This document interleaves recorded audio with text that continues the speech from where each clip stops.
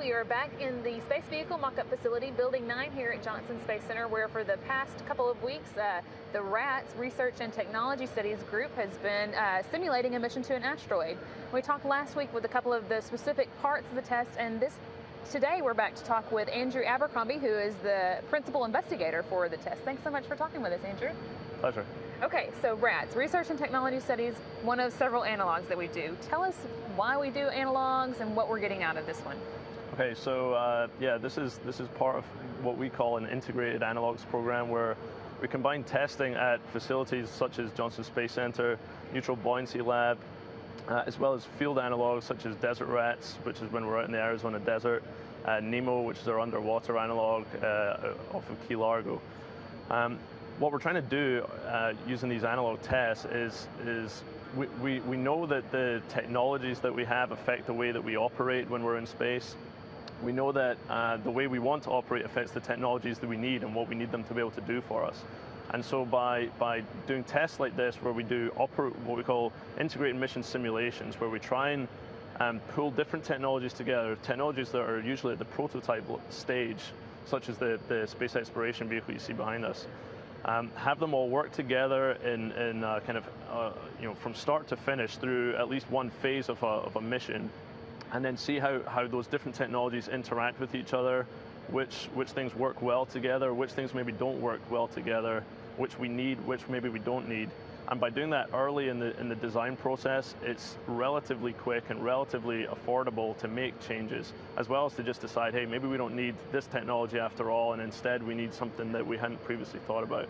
And so it's a way that ultimately we can spend a little money up front and have potentially significant cost and time savings further on in the development process. Right, because you know early on kind of what you want it to look like. You don't get into space and say, I wish I had a window here, right? That's right, yeah. The windows actually are a big part of the evaluations we've been doing with the space exploration vehicle. We've gone through, this is our Generation 2A vehicle. We had two Generation 1 vehicles before this, and actually the windows on the vehicle behind us here were generated using, we did evaluations where we had a simulation environment, a large dome onto which we could project simulations of the moon, of asteroids, even of Mars, and then do simulated tasks, driving, flying, even landing, and see how the different configurations of windows actually, how well they lend themselves to the different tasks. And what we're trying to do with the space exploration vehicle is have a configuration that you won't have the exact same vehicle be able to work on an asteroid and Mars, and the moon, but by having a vehicle that has all of these potential destinations in mind, then we can make relatively small changes to a core concept, a core module, to enable exploration in these different environments. Mm-hmm.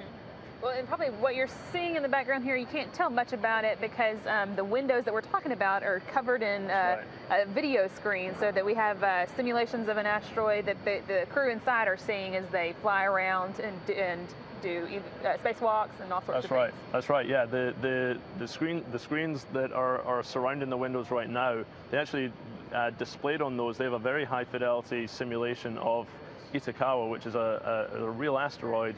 And actually, we used imagery and data from the Japanese space agency, JAXA, to help create that simulation. We have a really fantastic simulation team here at Johnson Space Center who created this virtual environment. The pilots inside this SEV behind us here, they can fly around this asteroid, they can interact with it, they can land on it, and then they can also see out of their windows the spacewalking astronauts who are flying jetpacks that are actually controlled from upstairs in Building 9 here in the virtual reality lab.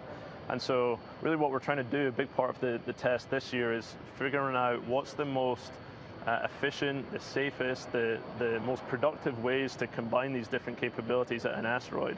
A space exploration vehicle, we have an arm that can reach out the front and actually support an astronaut on the end of it, so providing them stability to do geological sampling tasks. Kind of like the Canadarm2 on Space Station? A shorter version of that, if you like, yeah.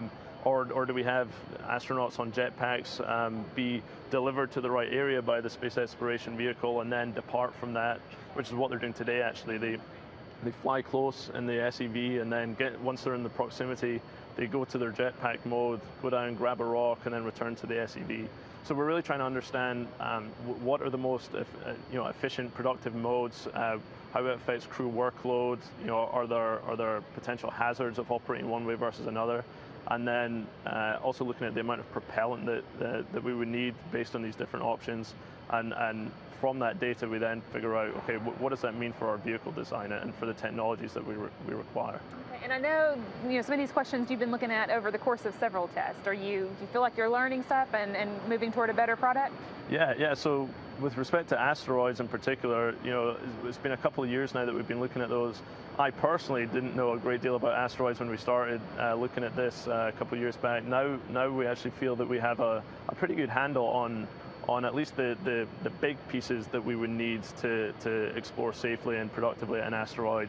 And with tests like this, we are starting to figure out, okay, with those big pieces, what are the smaller pieces that we require? Things like software, control systems, guidance modes, how big do the tanks need to be in terms of propellant, things like that.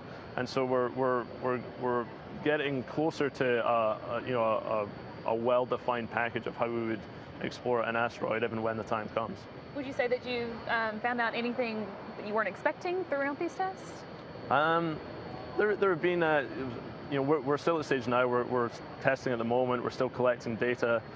So it's a little early to draw any to make any bold statements about what we've learned in this test. There was a kind of one day of testing where we focused specifically on, for example, the effect of the spin rate of an asteroid, and then basically how large of an asteroid that we're exploring on, and the effect that has on the amount of propellant that we need, the workload of the pilots in terms of trying to just position a vehicle over a specific point on an asteroid. And we actually, as we hypothesized, we found that it became a harder task for our pilots as they were trying to station keep over the larger, faster spinning asteroids.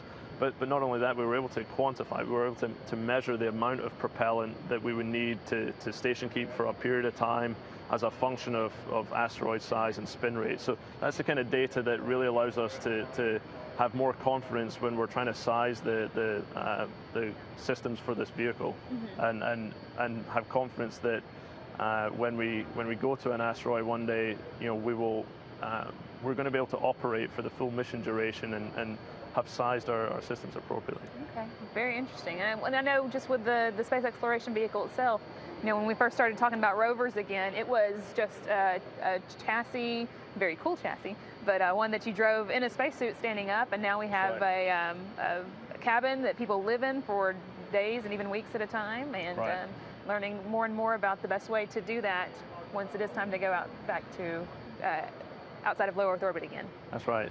Yeah, and those developments, the evolving shape of the space exploration vehicle and the capabilities are a very good example of how we're using this kind of testing to kind of incrementally, get smarter about these different destinations and have confidence that we're going to be devoting our time and funds to the right technologies.